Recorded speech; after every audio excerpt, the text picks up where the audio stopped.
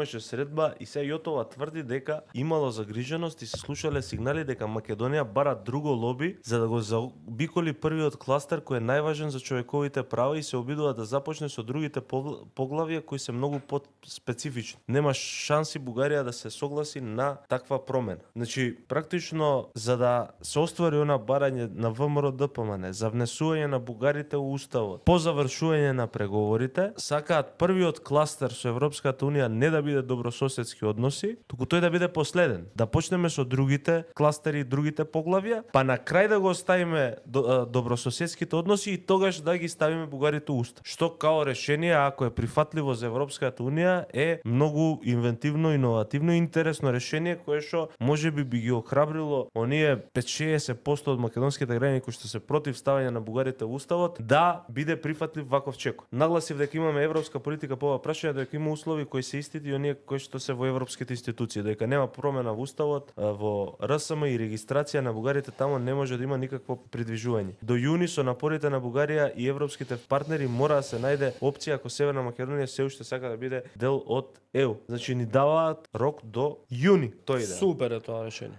Ама бугарите неќе. Па Ние сакаме уште они да сакаат и готово, завршена.